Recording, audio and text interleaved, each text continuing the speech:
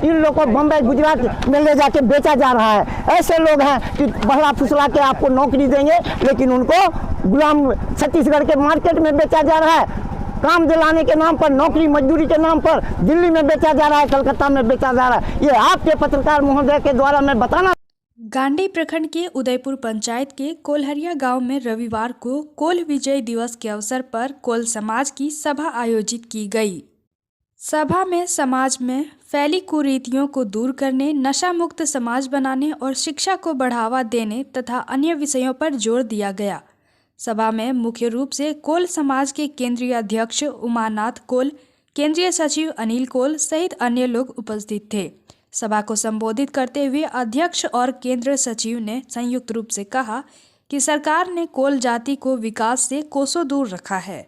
कोल जाति की सरकार से मांग थी कि कोल जाति को आदिम जनजाति का दर्जा दिया जाए, आदिवासी धर्म कोड दी जाए, जाति आधारित जनगणना की जाए और भारत की सभी कोल जातियों को अनुसूचित जनजाति में किया जाए। सरकार अगर कोल जाति के मांगों पर ध्यान नहीं देती है तो आंदोलन करने पर बाध्य होंगे। बैठक में केंद्रीय कोषाध्यक्ष नरेश कोल, संगठन मंत्री छोटू कोल, जिला अध्यक्ष दशरथ कोल, चंद्रशेखर कोल, अर्जुन कोल, बबीता कुमारी, मालती कुमारी सहित देवघर जामताड़ा के जिला अध्यक्ष सचिव सहित कई लोग उपस्थित थे। मांग जो है आदिवासी के रूप में दर्ज होना चाहिए।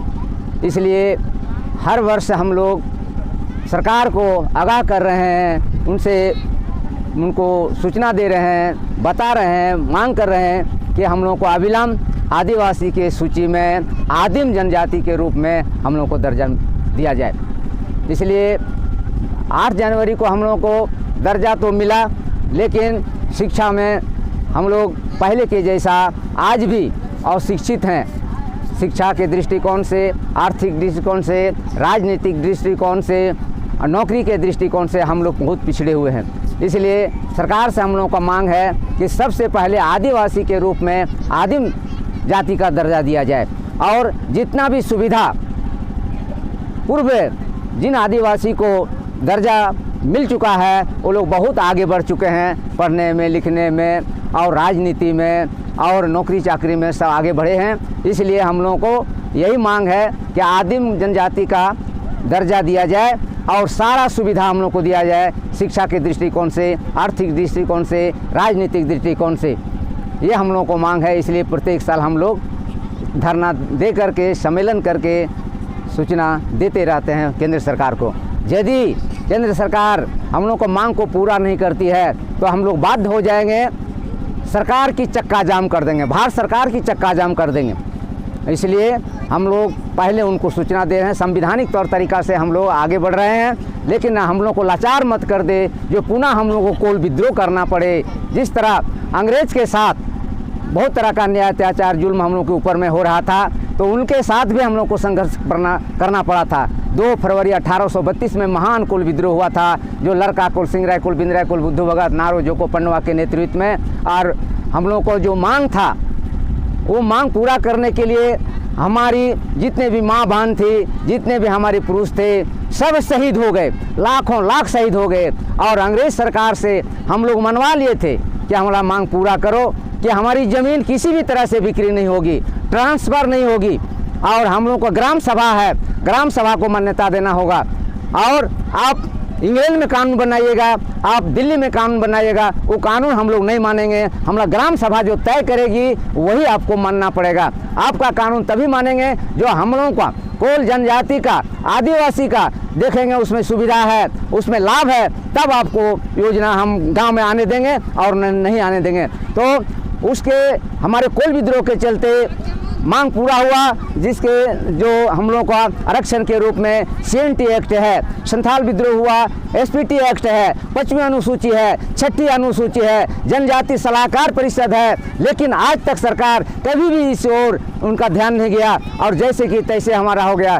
6ठी अनुसूची, 5वीं अनुसूची, पैसा कानून और जो जनजाति सलाहकार परिषद का जो आदिवासी उसमें मेंबर रहेंगे, उसको आज तक उन लोगों को लागू नहीं किया। कोई भी नेता, कोई भी एमएलए एमपी आज तक इस बात को उजागर नहीं किया। सीएनटी एक्ट लागू नहीं किया, एसपीटी एक्ट लागू नहीं किया, पैसा कानून लागू नहीं किया, सिर्फ कागज कलम में लागू है। आज हम लोग को माने सतीली माँ की तरह ये सरकार ठग रही है, राज्य सरकार भी और आपका केंद्र सरकार भी। इसलिए हम लोग केंद्र सरकार से मांग करते हैं कि हम लोग को बाध्य नहीं किया जाए, न तो दिल्ली को भी हम लोग घेर लेंगे। जब हम यहाँ अंग्रेज सरकार को घेर सकते हैं, विदेशी सरकार को घेर सकते हैं, ये तो देशी सरकार है। इसलिए हम लोग पीछे नहीं हटेंगे, समय रहते हुए हमारी मांग को पूरी करें और नहीं तो हम बाध्य हो जाएंगे। इन्हीं सबों के साथ मेरा हाँ, शुरू करें। ठीक है, पहले तो पत्रकार महोदय जी को मैं इस कोल विजय दिवस के शुभ अवसर पर धन्यवाद देता हूं कि इस माटी में, इस धरती में आप आए और कोलों की एकता को और इसके संगठन के विषय में जानने का पूर्ण प्रयास है आपका, इसलिए आप धन्यवाद के पात्र हैं। सबसे बड़ी बात यह है कि आज हम लोग कोल विजय दिवस मना रहे हैं। ये 8 जनवरी 2003 को सूचीबद्ध नाम हुआ। लगभग 70 साल के बाद, देश आज़ाद होने के बाद 70 साल के बाद आदिवासी कोल का नाम सूची में दर्ज हुआ। और उसी पहले बुझा रहा था हम लोग गुलामी रूपी ज़िंदगी बिता रहे हैं, लेकिन कुछ हम लोगों को आरक्षण मिलने के बाद राहत मिला है। बच्चियों को शिक्षा में कुछ बढ़ोतरी हो रही है और नौकरी में कुछ पहचान किया जा रहा है। नहीं, कोल पीछे पड़ा है, इसको नौकरी मिले। लेकिन सबसे बड़ी बात है, कोल के लिए अभी तक आदिम जाति के सवाल पर पूरे देश में मेरा संगठन चल रहा है।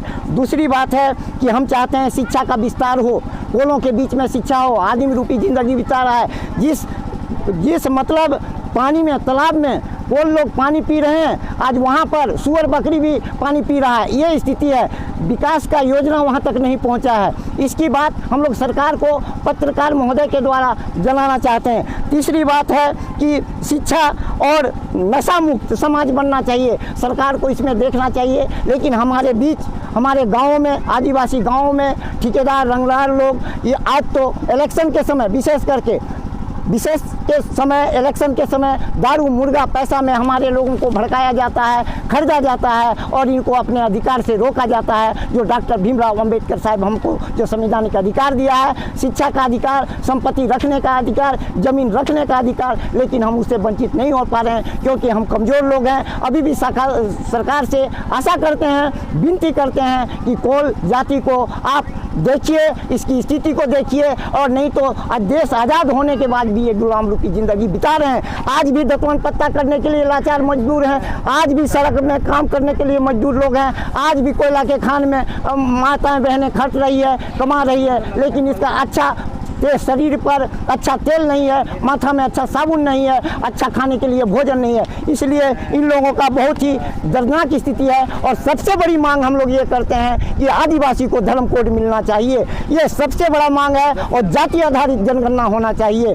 और विशेष करके आप जो बदहाली ज़िंदगी है उससे हम कैसे उठेंगे, इसकी सरकार को जनगणना करना चाहिए कि कोल जाति देश आज़ाद होने के बाद आज भी बेहतर ज़िंदगी बिता रहा है, बद से बेहतर ज़िंदगी हो गया है। नाली का पानी पीना पड़ रहा है, एकदम दुर्दशा से दशा है। आज सामने बेटी लोग बैठी हुई है, माताएं लोग बैठी हुई है, इन लोग को बम्बई गुजरात में ले जाके बेचा जा रहा है। ऐसे लोग हैं कि बहला फुसला के आपको नौकरी देंगे, लेकिन उनको गुलाम छत्तीसगढ़ के मार्केट में बेचा जा रहा है। काम दिलाने के नाम पर, नौकरी मजदूरी के नाम पर दिल्ली में बेचा जा रहा है, कलकत्ता में बेचा जा रहा है। ये आपके पत्रकार महोदय के द्वारा मैं बताना चाहता हूँ सरकार को कि इसे नज़रअंदाज नहीं किया जाए, नहीं तो आने वाले समय फिर कोल विद्रोह होगा। और कोल विद्रोह हम लोग करेंगे अगर सरकार बहरा और अगर क्या कहते हैं गूंगा है, तो हम लोग उसको नगेड़ा बजा के उसका ये कहते हैं नींद को तोड़ेंगे और जगाएंगे और अपनी अधिकार की बात करेंगे। धन्यवाद। जय हिंद, जय झारखंड।